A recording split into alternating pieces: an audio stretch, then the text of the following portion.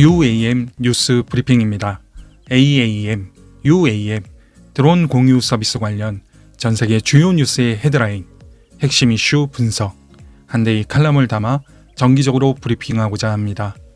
구독과 좋아요, 알림 설정해 주시면 UAM 뉴스 브리핑을 보다 빠르게 확인하실 수 있습니다. 미국 가망당국 FAA가 UAM 상용화를 위한 중요 이정표를 하나 더 달성했습니다. 동력 리프트 항공기 조종사에 대한 교육 및 운영 규칙 제안인데요. FAA 규정에는 eVTOL 등 UAM 항공기를 동력 리프트라고 표기하죠. 이번에 조종사 교육 및 운영 규칙을 제안함으로써 또 한 걸음 나아가게 되었습니다. FAA는 이 제안이 항공의 새로운 시대를 안전하게 열고 업계가 발전하는 데 필요한 확실성을 제공할 것이라고 말했습니다. 보시는 그림이 FAA가 지금까지 달성해온 주요 이정표인데요. 글자가 작으니까 주요 내용을 말씀드리겠습니다. 2022년 10월 일본 가망당국과의 협력 선언이 있었습니다. 그해 11월 조비의 가망인증 기준을 제안했고요. 12월에는 아처의 가망인증 기준 제안이 있었습니다. 2023년 1월 우리 한국 가망당국과의 협력 선언이 있었습니다.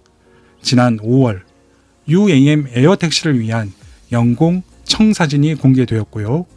이번 6월 동력 리프트 항공기 조종사에 대한 교육 및 운영 규칙을 제안했습니다.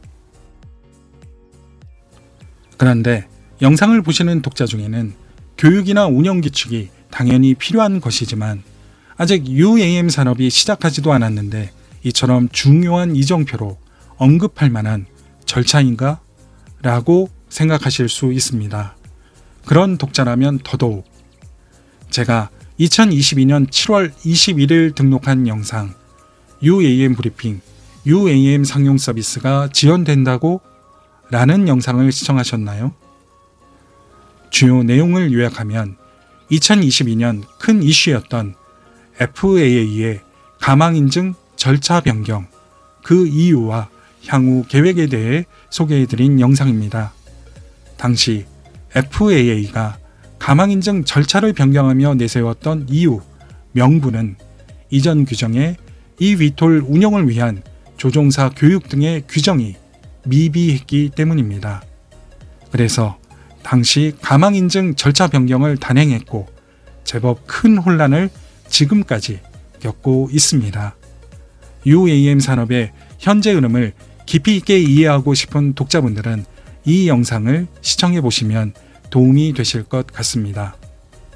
자, 이런 배경을 전제로 현재 UAM 산업을 선도하고 있는 미국에서 교육 및 운영 규칙을 제정한 것이고요.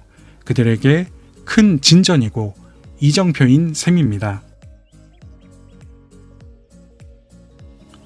영공 청사진 수립을 포함해 FAA가 UAM 서비스를 위해 전진하자 eVTOL 제조사를 향한 관심이 다시 뜨거워지고 있습니다. 조비, 아처, 이부, 닐리움, 버리클, 위스크, 볼로콥터, 베타 등이 주목받는 기업인데요. 상장된 경우 주가가 출렁이고 있습니다. 기사에 따르면 투자은행 캐너코드 저너티가 eVTOL 잠재력이 헬리콥터와 같은 틈새 시장을 넘어 향후 공항을 오가는 탑승객의 최대 15%, 지역별 장거리 여행객의 5% 수준으로 각각 활용될 것이라는 전망을 내놨습니다. 업체별로 이야기를 좀 더 해볼까요? 먼저 조비입니다. 투자은행 캐너코드 저너티는 조비에 대해 목표가 8불과 함께 매수 등급을 부여했습니다. 목표가는 이전 종가 대비 대폭 상승 여력을 나타냈는데요. 6월 16일자 기준 조비 종가는 7.4불이었습니다. eVTOL 업계 리더로서 조비의 향후 전망을 상당히 긍정적으로 평가하고 있습니다. 더불어 조비가 본사를 확장 이전했다고 합니다. 조직이 1,500명 이상으로 성장함에 따라 보다 큰 건물이 필요했다고 하네요. 10년 전에는 몇 명에 불과했던 조직이 1,500명 이상으로 늘어났고 몇 번의 이전을 거쳐 마침내 산타크루즈 중심부에 자리 잡았다는 조비 인사책임자의 인터뷰가 인상적입니다. 조비가 성장하는 모습을 보여주고 있습니다. 이번에는 아처입니다. 캐노코우드 저너티는 아처에 대해서도 목표가 9불, 매수 등급을 부여했습니다. 참고로 아처는 며칠 전 CEO의 인상적인 인터뷰 기사가 있었습니다. 유럽 항공 규정 비즈니스에 좋지 않다. 기사는 아처의 공동 설립자이자 CEO인 애덤 골드스타인이 파이낸셜 타임즈와 인터뷰한 내용을 정리하고 있는데요. 아처의 CEO는 새로운 EU 가망 인증 기준이 정기 항공기 시장을 폐쇄할 위험이 있습니다. 라고 인터뷰했습니다. 제조사로서는 쉽지 않은 매우 강한 발언인데요. 핵심은 EU가 너무 높은 안전 기준을 제시한다는 것입니다. 대비해서 흥미로운 것은 미국 가망 당국인 FAA에 대해 우호적인 언급도 했다는 점입니다. FAA 등 규제 당국이 적극적으로 나서서 미국 기반 기업들에게 정말 긍정적인 영향을 미쳤습니다. 라고 인터뷰했습니다. 아시는 것처럼 아처는 FAA의 가망 인증 절차를 진행 중이고요. 직전 FAA 청장대인 빌리 날런이 아처에 합류했습니다. 그럼 아처의 CEO는 왜 이런 인터뷰를 했을까요? 설마 EU 시장을 포기하는 것은 아닐 텐데요. 잠시 배경 설명을 드려야겠네요. 대표적인 가망 당국인 미국의 FAA, EU의 EASA 두 기관이 있습니다. EASA는 eVTOL 가망 인증 기준을 발표했고요. FAA는 공개하지 않았습니다.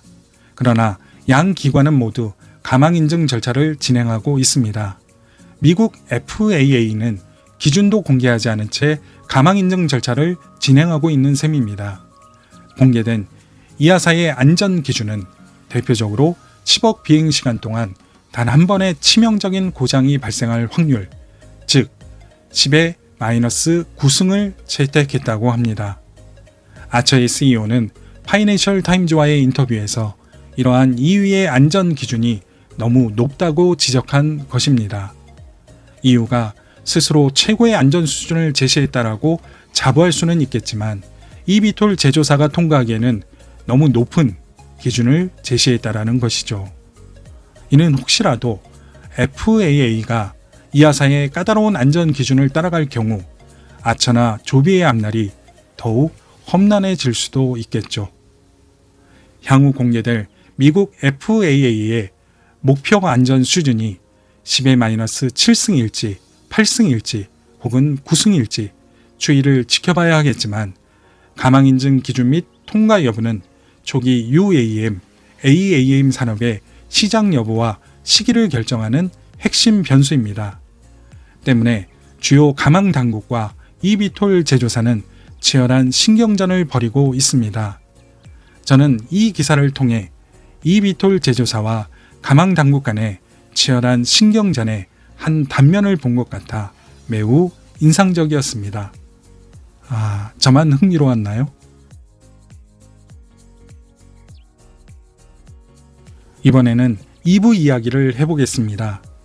유나이티드 항공이 2부와 함께 샌프란시스코의 첫 정기 항공편을 취항한다는 기사가 있습니다.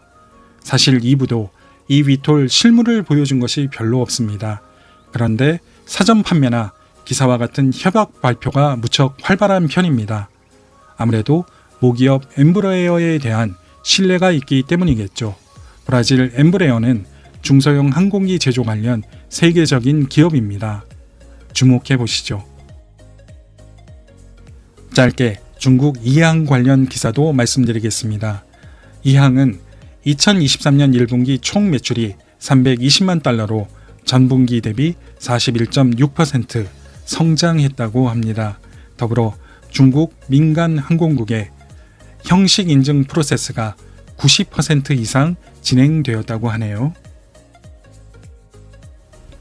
이어서 드론 관련 서비스에 있어 비과시관 비행의 중요성을 여러 차례 말씀드린 바 있습니다. 관련 기사가 있어 소개해 드립니다. 관심 있는 분들은 참고해 보셔도 좋을 것 같습니다. 최근 이비톨 제조사 주가가 출렁이면서 많은 분들이 연락을 주셨는데요. 영상을 바로 올리지 못한 점 양해를 구합니다. 방학이 시작된 만큼 좀 더 자주 영상을 등록하겠습니다. 사실 영상을 제작하는 오늘도 여러분들이 연락을 주셨었죠. 몇 번 말씀드렸지만 개별 기업들의 가망 인증 통과 전까지는 FAA 등 가망 당국의 언급, 투자은행 등 외부 기관의 평가에 따라 주가는 출렁일 수 있습니다.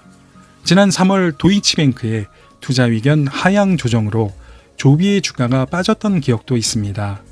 가망 인증 통과 전까지는 긴 안목을 가지고 관심 기업을 주목하시는 것도 좋을 것 같습니다. 영상을 시청한 느낌이나 추가로 궁금한 점을 댓글로 남겨주시면 간단하게 답글도 달아드리고요. 무엇보다 다음 영상을 제작하는데 도움이 될 것 같습니다. 구독자님들의 댓글을 기다리겠습니다.